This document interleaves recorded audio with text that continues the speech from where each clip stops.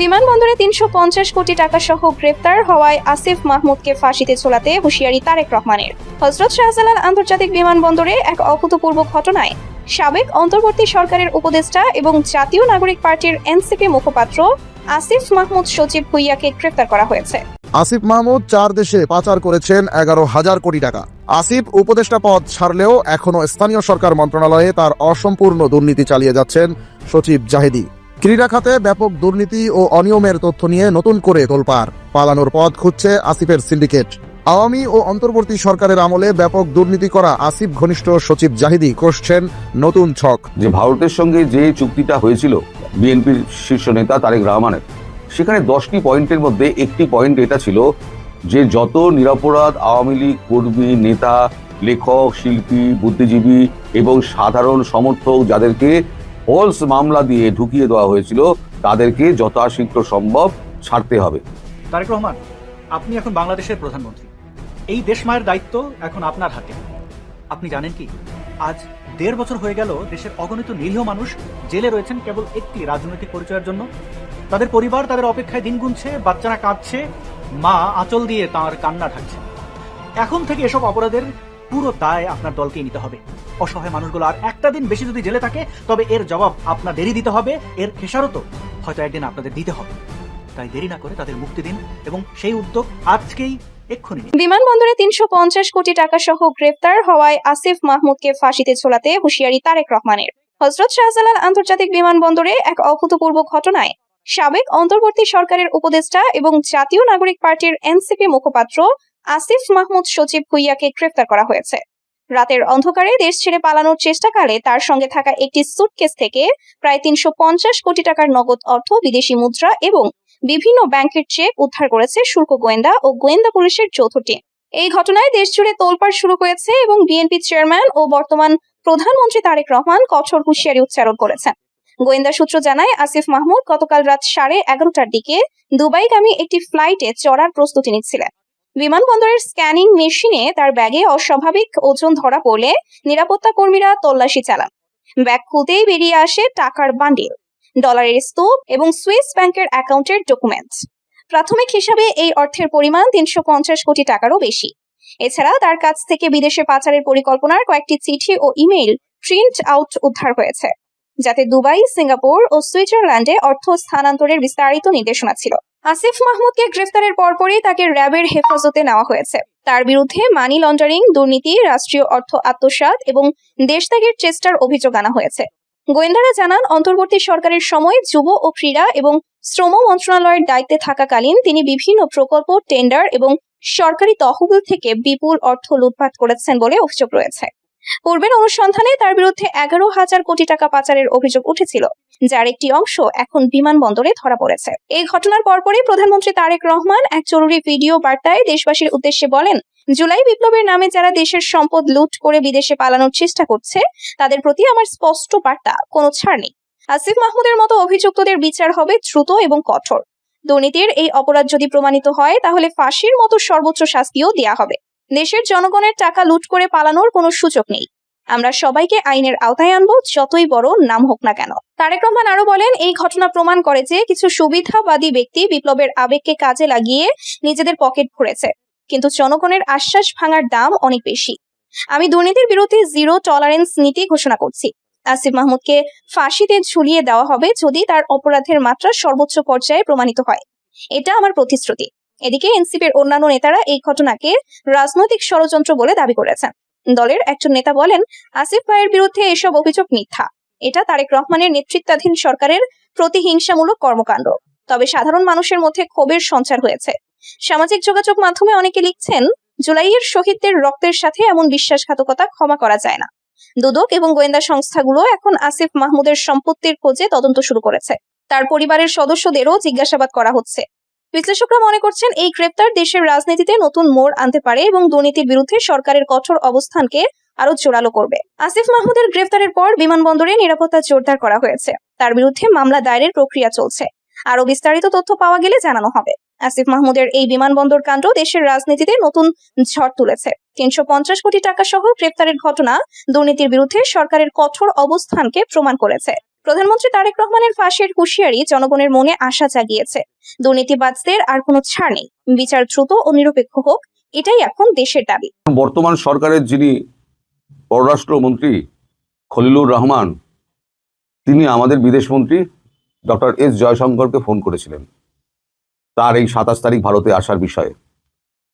তা বিভিন্ন কথাবার্তার মধ্যে একটা কথা খুব একেবারে ডটেড লাইন বলে দেওয়া হয়েছে যে ভারতের সঙ্গে যে চুক্তিটা হয়েছিল মানে বিএনপির শীর্ষ নেতা তারেক রহমানের, সেখানে 10টি পয়েন্টের মধ্যে একটি পয়েন্ট এটা ছিল যে যত নিরপরাধ আওয়ামী লীগ কর্মী, নেতা, লেখক, শিল্পী, বুদ্ধিজীবী এবং সাধারণ সমর্থক যাদেরকে ফলস মামলা দিয়ে ঢুকিয়ে দেওয়া হয়েছিল তাদেরকে যথাশীঘ্র সম্ভব ছাড়তে হবে।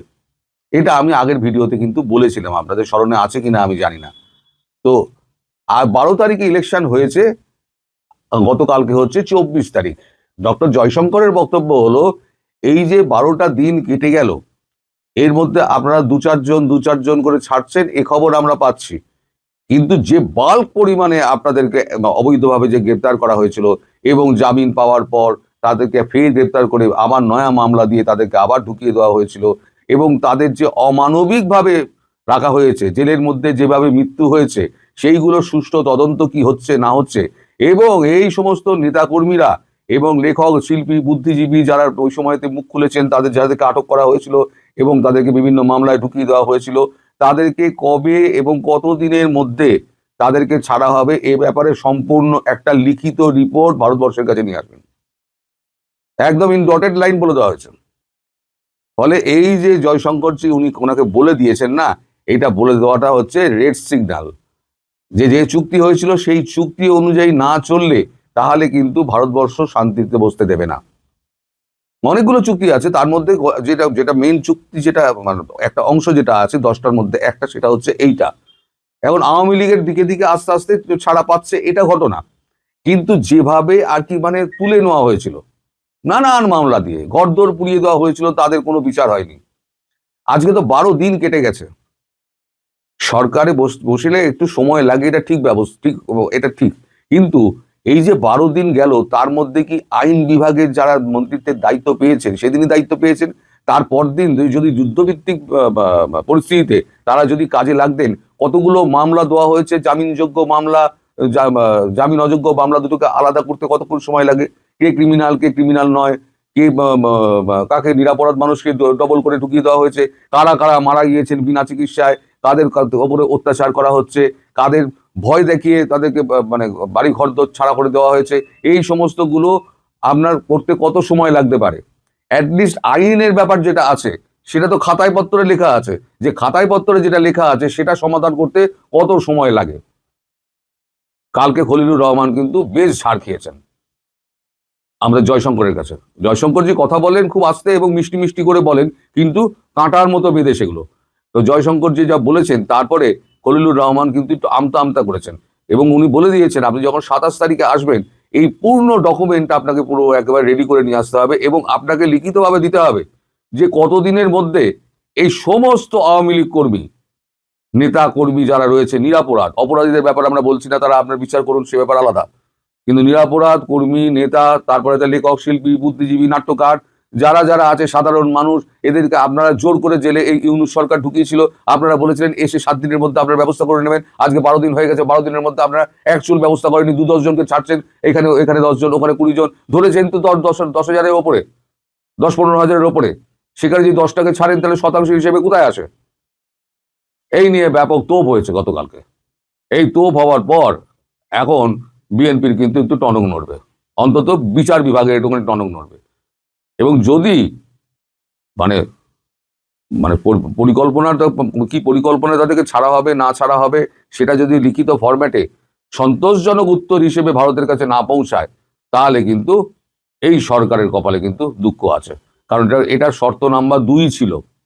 শর্ত নাম্বার 1 ছিল যে এই যে ট্রাইব্যুনালে শেখ হাসিনার যে সমস্ত বিচার কার্য হয়েছে, তাকে তার প্রতি যে আইনি ওই কি বলে বেআইনি আপনার ফাঁসির আদেশ হয়েছে, শাস্তির ব্যবস্থা হয়েছে, হ্যাঁ, সেই সমস্ত ওইটাকে আগে ব্যবস্থা করতে হবে, মামলাটা তুলতে হবে। দু নম্বরে ছিল আওয়ামী লীগ কর্মীদের এ করার ছেড়ে দেওয়ার ব্যাপারটা। দুটোর কোনোটাই কিন্তু এখনো পর্যন্ত কাজ এগোয়নি। কি হয়েছে না, তাজুলকে শুধুমাত্র সরিয়ে দেওয়া হয়েছে, তাকে এখনো অ্যারেস্টও করা হয়নি। তার মানে ভারতের কাছে কি বার্তা যাচ্ছে যে ভারতের মাথায় হাত বুলিয়ে কাজ সারা? ভারত কিন্তু সেই দেশ নয় যে ভারতকে মাথার উপরে হাত বুলিয়ে আমি কোনো রকমে আমি সে কাজ ছেড়ে দিলাম, সেরকম নয়। ইমিডিয়েটলি তাকে বাংলাদেশের সরকারকে লিখে দিতে হবে যে এত দিনের, সেটা 1 মাস হতে পারে, 2 মাস হতে পারে, এত দিনের মধ্যে সমস্ত অবৈধ যারা জেলে রয়েছে, আটকে রাখা হয়েছে ইউনূস সরকারের আমলে, তাদের প্রত্যেককে জামিনে মুক্ত করতে হবে এবং তাদের দ্বিতীয়বার কোনো মামলায় অ্যারেস্ট করা যাবে না। যদি দোষ করে সেটা আলাদা কথা, কোথাও কোনো ক্রাইম করলো তাদের ধরা পড়লো সেটা আলাদা কথা, কিন্তু মিছিল করছে আপনারা ধরে নিয়ে পুড়িয়ে দিলেন, 12 দিন সময় চলে গেল, তাও আপনারা এখন কোনো কিছু করতে পারলেন না। যদি এইগুলো না হয় আর তাজুলের বিরুদ্ধে যদি ব্যবস্থা না নেওয়া হয়, আর শেখ হাসিনার বিরুদ্ধে যে করা মামলাগুলো সেইগুলো যদি তোলার ব্যবস্থা যদি না হয় এবং লিখিত ফরম্যাটে যদি না নিয়ে আসেন, তাহলে ভারতবর্ষ কিন্তু এটাকে খুব একটা ভালো চোখে দেখবে না। সেই বার্তা কিন্তু তার কাছে পৌঁছে দেওয়া হয়েছে। এইবার খলিলুর রহমানের কাছে হয়ে গেছে একটা বড় কাজ, যে আইন বিভাগের সঙ্গে বসে এখন সমস্ত মামলাপত্র ঘেটে যা আছে না আছে এনে একটা হিসেব করে ভারতবর্ষের কাছে দাখিল করা এবং টাইম ফ্রেম ঠিক করে দেওয়া যে এই সময়ের মধ্যে আমরা এই সমস্ত মামলা তুলে নিয়ে এদেরকে রিলিজ করে দেবো। যদি না হয় তাহলে পরে ভারতবর্ষ তার কাজ করবে। সুতরাং বুঝতেই পারছেন, আওয়ামী লীগ কর্মীদের নিয়ে ভারতবর্ষ যে ভাবছিল, এর মধ্যে হিন্দুরাও রয়েছে, নির্যাতিত হিন্দুরাও রয়েছে। তারা যারা মামলা করতে গেছিল তাদের মামলা নেওয়া হয়নি। যারা নির্যাতনে যারা খুন হয়েছেন, যাদেরকে ফাঁসিতে লটকে দেওয়া হয়েছে, পুকুরে চুবিয়ে মারা হয়েছে, সে সমস্ত দোষীদেরও খুঁজে খুঁজে বার করতে হবে এবং সময় লাগুক কিন্তু করতে হবে। এইটা কিন্তু নিশ্চিত করতে হবে বাংলাদেশ সরকারকে, তবেই বাংলাদেশ সরকারের কিন্তু বাকি কাজগুলো হবে। এই গঙ্গা জলবন্টন চুক্তি ফুক্তি এই যেগুলো রয়েছে না, সেগুলো কিন্তু পরে হবে। আগে এই কাজগুলো করতে হবে, তারপর ওই সমস্ত কাজ হবে। এই খাদ্যপণ্য সরবরাহ স্বাভাবিক করা, কারেন্ট দেওয়া স্বাভাবিক করা, এই সমস্ত বললেই হবে না। আগে ভারতবর্ষে যে সমস্ত চুক্তি এগুলো ছিল, চুক্তি হয়েছিল ভারতবর্ষের সঙ্গে, সেই চুক্তিগুলো বাস্তবায়ন করতে হবে, আদারওয়াইজ কিচ্ছু হবে না। বঙ্গবন্ধুর আদর্শের রাজনীতি করার জন্য লক্ষাধিক মানুষ আজ দেশ ছাড়া। এদের প্রায় সকলকেই সম্পূর্ণ মিথ্যা মামলা দিয়ে দেশ ছাড়া করা হয়েছে। আপনি জরুরি ভিত্তিতে এসব মামলা প্রত্যাহারের ব্যবস্থা করেন। আর হ্যাঁ, তার আগে আদালতকে ঠিক করেন। জামায়াত আর এনসিপির জঙ্গিরা আদালতকে নিজেদের মতো করে সাজিয়ে নিয়েছে। এই অবস্থার পরিবর্তন না করতে পারলে আপনারাও ভুগবেন, অবশ্যই ভুগবেন। আওয়ামী লীগের উপর নিষেধাজ্ঞা এক্ষুনি তুলে নেন। কোন যুক্তিতে দেশের সর্ববৃহৎ একটি রাজনৈতিক দলের কার্যক্রম নিষিদ্ধ থাকবে? এটা কোন ধরনের গণতন্ত্র? লজ্জা করে না আপনারা তাদের বাদ দিয়ে নির্বাচন করে ফেললেন? পুলিশ হত্যার বিচার করুন। সঠিক তদন্ত না হলে পুলিশরা কিন্তু বিগড়ে যাবে, তখন নিয়ন্ত্রণ করতে পারবেন না। এই 1.5 বছর সময়ে যারা মব করেছে, মানুষ মেরেছে, মাজার ভেঙেছে, বাউলদের, মহিলাদের, মুক্তিযোদ্ধাদের উপরে আক্রমণ করেছে, জঙ্গিদেরকে জেল থেকে বের করেছে, দেশকে তালেবানি দেশে পরিণত করতে চেয়েছে, তাদের সবার বিচার করুন। এরা বঙ্গবন্ধুর ভাস্কর্য ভেঙেছে, মুক্তিযোদ্ধাদের স্মৃতিচিহ্ন ভেঙেছে, ধানমন্ডির 32 ভেঙেছে। এগুলো থেকে আপনাদের এখনো সমর্থন আছে? যদি থাকে তবে সেটা পরিষ্কার করে আমাদেরকে জানান, আর যদি না থাকে তাহলে তদন্ত করে এই ভাঙচুরের সাথে জড়িত প্রত্যেকটা সন্ত্রাসীর বিচার করুন এবং বঙ্গবন্ধুর সেই 32 নম্বরের বাড়ি, মুক্তিযুদ্ধের স্মৃতিচিহ্ন পুনঃনির্মাণের উদ্যোগ নিন। মানুষ হয়তো আপনাদের ক্ষমা করে দিলেও দিতে পারে। বঙ্গবন্ধু হচ্ছেন এদেশের স্থপতি, তাকে অবিতর্কিত স্থানে প্রতিষ্ঠিত করতে হবে এবং এই সত্য আপনাদেরকে মেনে নিতে হবে। আপনারা নিশ্চয়ই অস্বীকার করবেন না, প্রাক্তন রাষ্ট্রপতি জিয়াউর রহমানও বঙ্গবন্ধুকে জাতির পিতা বলতে দ্বিধা করেননি। আপনারা কারা ভাই? নতুন করে ইতিহাস লিখতে চাইছেন, নাকি ইতিহাস রক্ষা করে অতীতের সব পাপ মোচন করবেন? তারেক রহমান, আপনারা প্রায় ভুলে যান যে বিএনপি দলটি এসেছে জিয়াউর রহমানের মুক্তিযুদ্ধে অবদানের পথ ধরে। মানুষ এজন্যই জামাতিদের প্রত্যাখ্যান করে আপনাদেরকে ভোট দেয়। রাজাকারদেরকে দল থেকে বের করে দিন। যারা মুক্তিযুদ্ধকে, বঙ্গবন্ধুকে খাটো করেছে তাদেরকে দল থেকে বের করেন, মন্ত্রিসভা থেকে বের করেন। দেশব্যাপী রাজাকাররা যেসব জায়গায় বিভিন্ন পদে তাদের লোক বসিয়েছে সেগুলোকে ঝাঁটিয়ে বিদায় করেন। এনসিপির ছেলেরা সারা দেশে চাঁদাবাজি চালিয়েছে, অনেক ক্ষেত্রে সেই চাঁদাবাজির দায় পড়েছে বিএনপির উপরে। তাদের অনেকে ধরাও পড়েছে, কিন্তু মব ইউনূসের আমলে কিন্তু বিচার হয়নি। এগুলোর তদন্ত করুন এবং বিচার করুন। আপনারা হয়তো মনে করবেন যে এই কথিত জুলাই যোদ্ধাদের কারণেই আজ আপনারা ক্ষমতায়, কিন্তু এদের যে অংশ এনসিপির নাম ধারণ করেছে, দেখুন এরা জামাতিদেরই অংশ। এরা জামাতিদের ক্ষমতায় নিয়ে আসতে চেয়েছিল, মোটেই আপনাদের ক্ষমতায় আনতে চাইনি। আর হ্যাঁ, যতদিন ক্ষমতায় আছেন ছাত্রদলের ছেলে মেয়েদেরকে স্পষ্ট করে বলে দিন যেন তারা লুঙ্গি ও পেটিকোট না পরে। টোটালি লুঙ্গি পেটিকোট নিষিদ্ধ করুন, যেন শিবিরের এই ছুপারা গুপ্তরা আবার এই পেটিকোট লুঙ্গির নিচে আশ্রয় না পায়।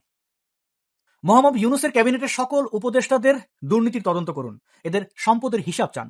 এই দুর্নীতিবাজরা কোন যুক্তিতে 1.5 বছর ধরে ক্ষমতা আঁকড়ে রাখলো? আমরা জানি কেন আঁকড়ে রাখলো। এই যে করিডোর দিয়ে দেওয়ার চেষ্টা, বন্দর বিদেশিদেরকে দিয়ে দিল, 1000 কোটি টাকার এই পণ্য ওই পণ্য ক্রয়ের চুক্তি করলো। এরপরে আমরা দেখলাম আমাদের গার্মেন্টস সেক্টর ধ্বংসের দ্বার প্রান্তে রয়েছে। এদের সব কটাকে আইনের আওতায় আনেন। ইউনুস থেকে আরম্ভ করে সবাই ছিল দুর্নীতিতে নিমজ্জিত, এটি আমাদের কাছে সুস্পষ্ট। দেখুন না, ইউনুস নিজের সাথে ট্যাক্স মওকুফ করার থেকে শুরু করে কত ধরনের লুটপাট যে করেছে তা তো আমরা জানি, আমাদের কাছে সবকিছু স্পষ্ট। এই লোকটা অবশ্যই ভয়ঙ্কর বিপজ্জনক। বেঁচে থাকলে আপনাকে ঝামেলা ফেলতে কিন্তু আবার আসবে, আবার উড়ে এসে জুড়ে বসবে তখন। সুতরাং সময় থাকতে সাবধান হন। দেখুন, এই যে আসিফ মাহমুদ সজীব ভুইয়া, এই চুলপাকনা ছেলেটি যখন উপদেষ্টা ছিল, তার পিএস এর বিরুদ্ধে কয়েকশো কোটি টাকার দুর্নীতির অভিযোগ এসেছে, কিন্তু দুর্নীতি দমন কমিশন সেই বিষয়ে কোনো প্রকার তদন্ত করেনি। কেন করেনি আমরা তা জানি। সচিবালয়গুলো ছিল গরুর হাটের মতো। তাদের তথা এই জুলাই জঙ্গিদের যখন ইচ্ছা তখন এই সচিবালয় আসতো, হানা দিত, লুটপাট চালাতো। আমরা সবকিছু দেখেছি। আপনি শক্ত হাতে সেই সকল দুর্নীতির তদন্ত শুরু করুন, দেখবেন কেঁচো খুঁড়তে গিয়ে সাপ, ডাইনোসর বেরিয়ে এসেছে। 5ই আগস্টের পর জামাতিদের বিভিন্ন টিম সামনে এলো। কেউ দেশের নাম বদলাতে চায়, কেউ জাতীয় সঙ্গীত, কেউ আবার সংবিধান বদলাতে চাইলো। জামাত এনসিপি মিলে গণভোটের ব্যবস্থা করলো, আপনারা সেসব মেনেও নিলেন। এই অবৈধ গণভোট বাতিল করুন, এদেরকে শক্ত হাতে দমন করুন।